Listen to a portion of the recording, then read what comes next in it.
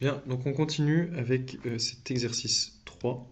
On a donc un réseau carré de points, 6 par 6, donc on a 36 points, et on cherche à dénombrer le nombre de triangles d'aire 2 cm² qu'on peut construire.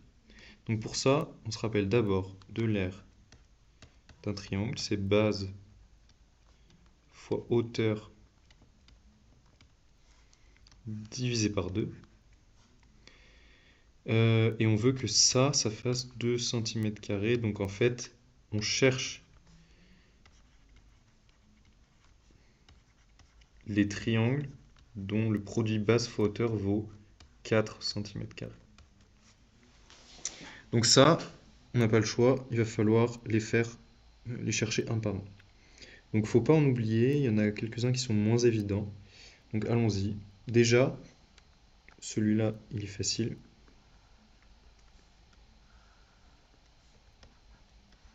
Vous avez base 2, hauteur 2. Et ça, c'est un triangle rectangle. Et vous en avez un deuxième qui est de base 2 et hauteur 2, c'est celui-ci. Donc je les mets dans la même couleur parce qu'ils se ressemblent. Et je les numérote 1 et 2. Ensuite, vous en avez deux autres qui se ressemblent. Donc base 4, hauteur 1. Vous avez celui-ci, que je vais appeler, donc c'est le numéro 3, je vais l'appeler centré, parce que vous voyez que la hauteur, elle est pile au centre, le sommet, il est pile au centre de la base, alors que celui-ci, le sommet est un peu décalé. Et en fait, je vais l'appeler, on remarquera que lui, il a deux positions possibles.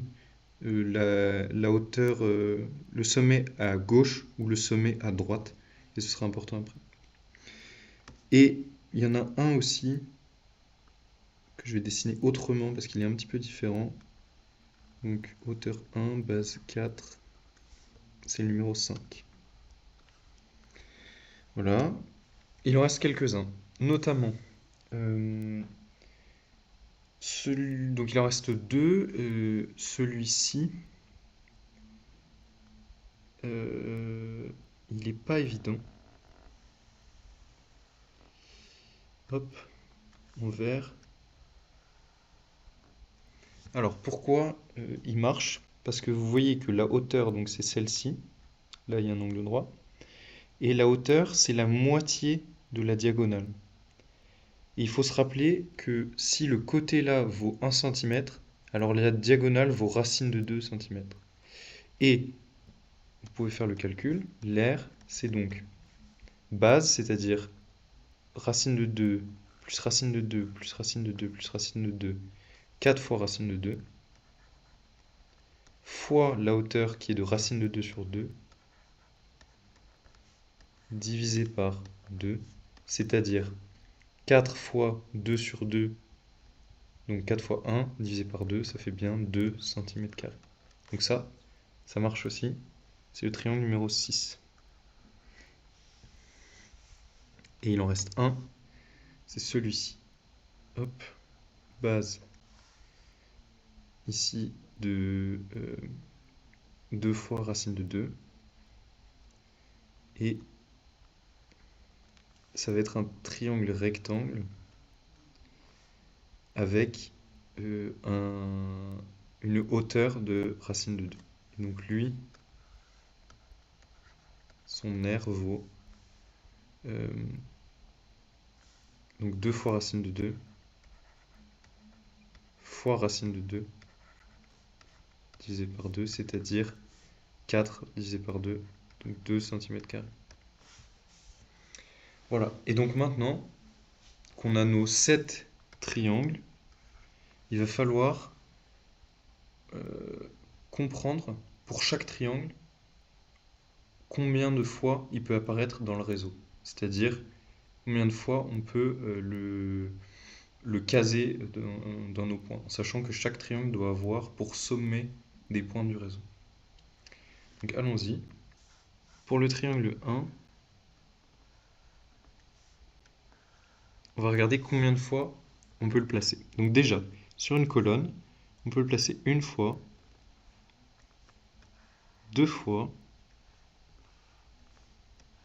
trois fois, quatre fois. Donc déjà, 4 fois quelque chose.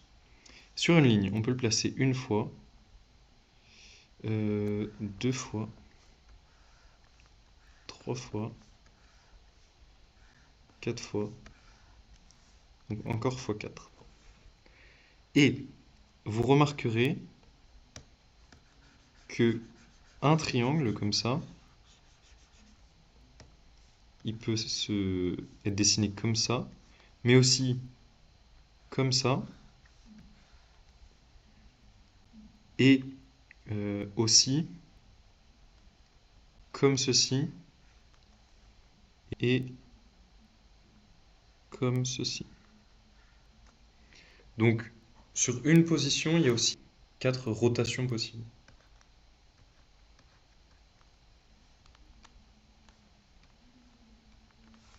Donc tout ça, ça fait pour le triangle 1, 4 fois 4 fois 4, c'est-à-dire 64 triangles comme ceci qu'on peut dessiner. On continue. On continue avec le triangle 2.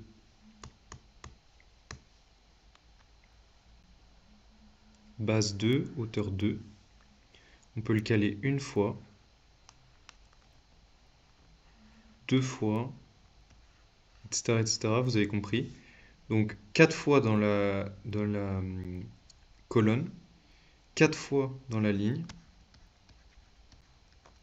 et on peut le tourner dans les 4 directions, c'est-à-dire pointe vers le haut, pointe vers la droite, pointe vers le bas et pointe vers la gauche. Donc il y a encore x4. Ça fait de nouveau 64. Ça, c'est pour le triangle 2.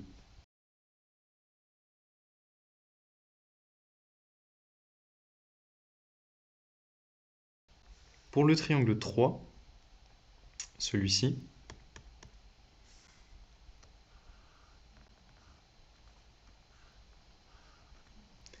on peut le caler une fois et deux fois dans la ligne et 5 fois dans la colonne. Donc 2 fois 5. Et ceci dans les 4 directions. Donc x4 encore. Pointe vers la droite, vers le haut, vers la gauche ou vers le bas. Donc ça fait 40 possibilités pour le triangle 3.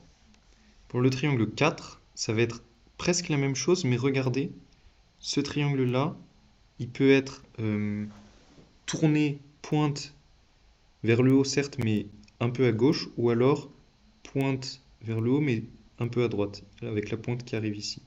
Donc, pour chaque position, il y a une deuxième possibilité en plus. Donc, pour le 4, ça va être presque la même chose, mais c'est les mêmes possibilités que pour le précédent, x 2, c'est-à-dire 80 en tout. Ensuite, pour le triangle 5, on va regarder.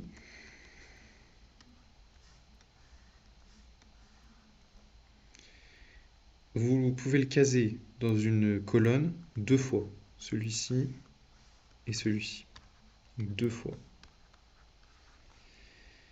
Dans une ligne, une fois, deux fois, trois fois, quatre fois, 5 fois. Et ceci dans toutes les directions, fois 4. Et attention, ce triangle-là, vous pouvez le transformer en ce triangle-ci. Donc, encore un fois 2. Et finalement, ça fait 20 fois 4, c'est-à-dire 80 triangle 5.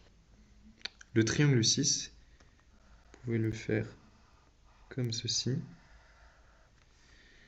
mais aussi comme ceci. Donc pour une position, il y a deux possibilités. Déjà deux. Ensuite, vous pouvez le caser une fois et deux fois. Je vais vous montrer. Vous pouvez donc le caser deux fois dans une colonne, dans la hauteur. Donc x2 encore. Et aussi deux fois dans une longueur. Donc encore x2. Et ceci dans les quatre directions. Donc encore x4. Ça fait 4 x 4 x 2, ça fait 32 possibilités. Le triangle 7, il est ici. Donc le triangle 7, je le dessine ici. Vous pouvez donc, dans une hauteur, le caser une fois, deux fois, trois fois, quatre fois. Et dans une longueur, une fois, deux fois, trois fois. Ça fait déjà 12. Et ensuite, bien sûr, il y a les quatre directions. Donc ça fait encore un x 4. La pointe dans les quatre directions. Et attention, c'est comme le triangle, je sais plus lequel, mais où, vous savez, qui faisait comme ceci. On peut avoir la pointe comme ça, mais aussi la pointe comme ça. Et bien là, c'est pareil. On peut très bien avoir la pointe comme ceci, mais aussi la pointe comme ceci. C'est cette pointe-là qui peut être vers la gauche ou alors vers la droite. Et celle-ci peut être vers le bas, vers la gauche, vers le haut, vers la droite. Voilà, donc ça rajoute un fois 2. Ça fait donc 12 fois 4 fois 2. Ça fait 48 fois 2, ça fait 96. Donc ici, j'ai listé triangle 1, 75 possibilités, triangle 2, 64 aussi, etc. etc.